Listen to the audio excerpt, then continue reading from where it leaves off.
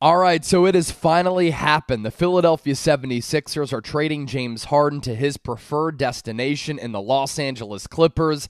It's early, I'm tired, but I'm happy, and let's talk about what this means for Philadelphia. First, this is why you subscribe to the channel, because wherever I am, whenever breaking news happens, we have you covered right here on 76ers Now, so make sure you hit that subscribe button down below.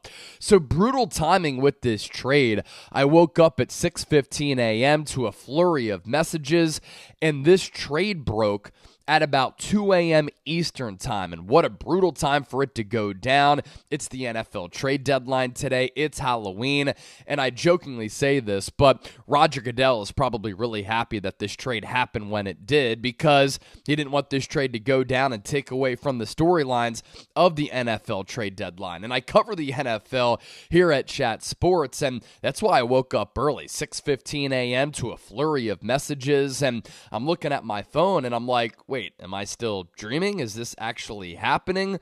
Had to kind of wipe my eyes a little bit. Oh yeah, this is for real. James Harden headed to the Los Angeles Clippers. The trade details here, pretty interesting, and we're going to unpack and dissect the impact of this and why this trade went down.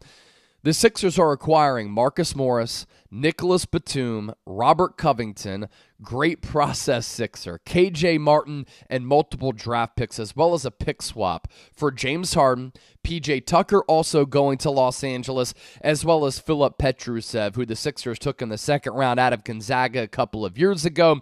He was a draft and stash, hadn't gotten any minutes up to this point under head coach Nick Nurse. And the draft compensation that the Clippers are sending Philadelphia in this Harden trade, a 2026 Clippers first-round pick via the Oklahoma City Thunder. There was some chatter that the Thunder were going to get involved in this. A 2028 Clippers first-round pick, and then 2 second-round picks, as well as a pick swap. Now, as part of this trade, the Sixers are also releasing Danny Green to open up a roster spot. Well-known, well-respected veteran who came back to Philadelphia, signing with the Sixers in NBA free agency. The big thing to keep in mind with this deal is that all of the contracts that the Sixers are taking on are expiring deals. And this is impactful moving forward for this organization, because the Sixers now project to have between $50 and $65 million in cap space during 2024 NBA free agency. And I know that we've criticized Daryl Morey a lot here on the show. He's been at the center of a lot of controversy among Sixers fans because he's making around, $8 to $10 million, and he hasn't delivered on a lot of the promises that he relayed to Sixers fans of bringing a championship to Philadelphia for the first time since the 1980s. But this is what you do have to give him credit for, is that this is a smart move in that sense. We've talked about the fact that the Sixers are looking to open up a couple of max slots in 2024 NBA free agency to continue to build around Joel Embiid and Tyrese Maxey, who we'll talk about here just around the corner. And if anything, Daryl Morey fiscally is a very smart executive in the game of basketball. And to take on these expiring deals, with the way that Tyrese Maxey and Joel Embiid have been playing up to this point, the Sixers are pretty well equipped going into free agency in 2024, but with the way that Maxey and Embiid are playing with that 1-2 punch, you had to get rid of James Harden because of the development of Max. You didn't want Harden to get in the way of that. You rid yourselves of all of this drama, and now you're set up well this year. If Maxey and Embiid continue to play like this, you get some good bench pieces around these two superstar players. You can exceed expectations this year because you get rid of James Harden. Not a lot of people expected you to compete for an NBA championship, but now going into free agency in 2024, you have all this money, and Philadelphia can have success this year, but then go all in next year as well, regardless of the outcome of the 2023-2024 season. And you take a look at the Sixers' expiring deals on the roster right now. Tobias Harris, $39+ million. DeAnthony Melton, $8 million. Kelly Oubre, $2 million. Morris is making a lot of money at $17 million. Nicolas Batum is just under $12 million. And then Robert Covington at $11.5 million. So this trade here for Daryl Morey in Philadelphia came down to getting draft compensation back and freeing up some money. I thought the Sixers needed to recoup some assets, especially in the NBA draft, not having many future first-round picks projecting into the future. And now you get the picks, you free up some money, and you get some solid depth pieces back. But you can also flip some of these contracts this year, as well as some of these draft picks, as you progress this year and go into the NBA trade deadline. It now gives you time to assess this basketball team, and if you need to make a move a little bit later to bolster and improve this roster, you can do that. My other immediate reaction to this on the Harden front later. I didn't want James Harden to return to this team. I talked about that on Monday's show. I was kind of recapping what's going on in the first 3 games, so go back and watch that video if you want. But I didn't want Harden anywhere close to this basketball team. And now he gets what he wants. He gets to go with his boy, PJ Tucker, to Los Angeles. Harden grew up in the LA area. And the Clippers, I think this works out for them because they could have used somebody to pressure the rim and initiate the offense. I know Russell Westbrook has been playing well this year. You can still have him on that roster. Now you have 2 point guards who have contrasting styles that I think helps them. And then this helps out Philadelphia too because you get rid of the drama. But also, Tyrese Maxey's play has made James Harden expendable. And I think that Morey saw the first 3 games of the year and he couldn't take the keys out of Maxey's hands. He understands that with how Maxey has played in the first 3 years and how he's playing this year in year 4, he's a blossoming superstar here. And you couldn't have Harden come back and impact the development of Maxey, but from a stylistic offensive standpoint, you put Harden on the floor, you take the ball out of Maxey's hands, who's averaging 30 points per game up to this point, and it's just a different style offensively that I'm sure Nick Nurse didn't want to employ either. And he understood, look, what Maxey's doing right now is really, really special.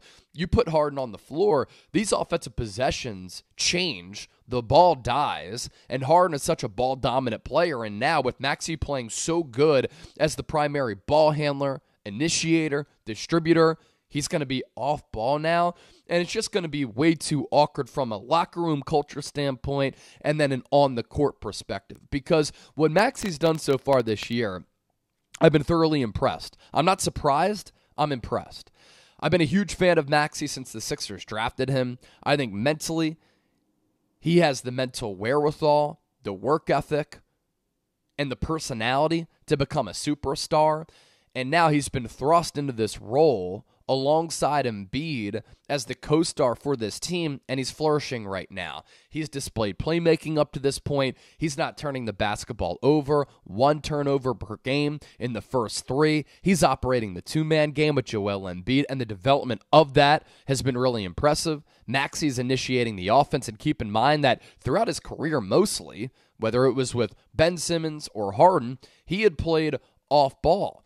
So for him to kind of master this point guard role, initiating the offense, it goes to show you like the work that he's put in and the overall talent that he has, because he's a very versatile but also moldable player. He's knocking down threes at more than a 40% clip. He has this Allen Iverson-like quickness.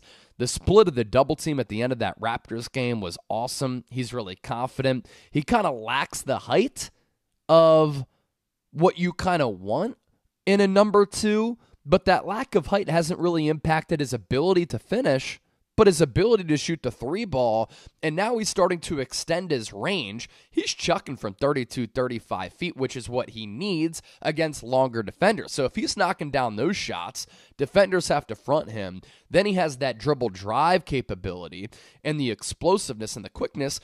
to get past some of those defenders. The offensive package right now is special. Three-pointer, floater, finishing around the rim. He kind of has that step back to his game from three, and in the mid-range, he was named Eastern Conference Player of the Week. And how about what Maxey's doing right now? 30 points per game, 6 assists, almost 7 rebounds, and again, 1 turnover per game.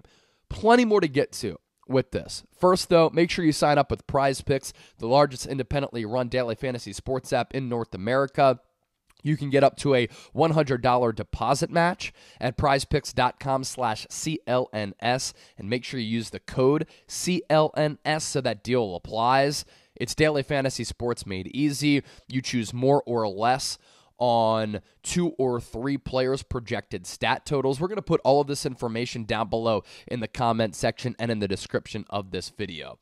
Now, ideally, with this Harden trade, I guess this is the weakness of the move, is that you want a star player back for Harden. You don't get that for the beard, but you get solid role players in return, future draft compensation, flippable contracts, and then the ability to open up a lot of money, $50 to $65 million in free agency in 2024. What this also does with that max slot, $36.5 million freed up by getting rid of Harden.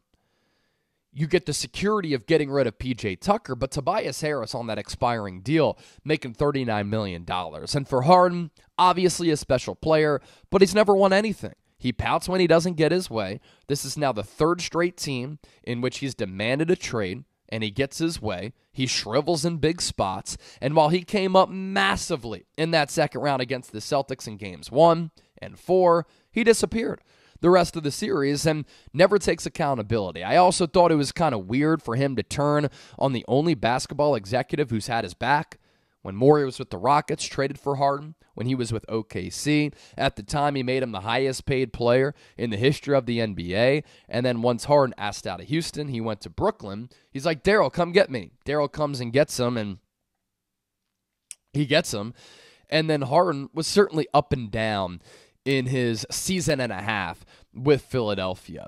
As for the players in this deal, Nicolas Batum, he's a battle-tested veteran who's been in the league for a long time, a stretch 4 or 5 who can knock down the 3. He's older, 35 years old. Robert Covington is back, 3-and-D wing, a process era Sixer.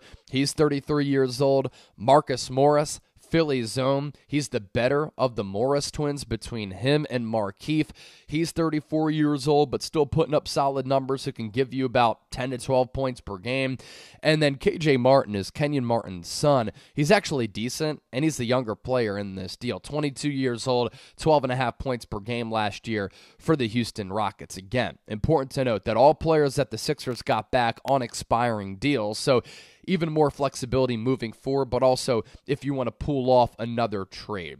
So this trade going down 2 o'clock in the morning, certainly shocking to wake up to, but a relief to wake up to as well, because I'm now more excited to see what the Sixers are going to be able to do with the current construction of this roster. Nick Nurse has maximized this team. I love stylistically how they're playing on the offensive end of the floor, and now I think they become one of the more interesting teams across the NBA. So I wanted to bring you a video very early. Again, I'm tired. The eyes are hurting, but my heart is healed because Harden is gone, and now we get to see to the fullest extent what Embiid and Maxey are going to be able to do. Make sure you hit that subscribe button down below for year-round Sixers coverage. Thanks for watching, and keep it locked here for more videos coming your way this week.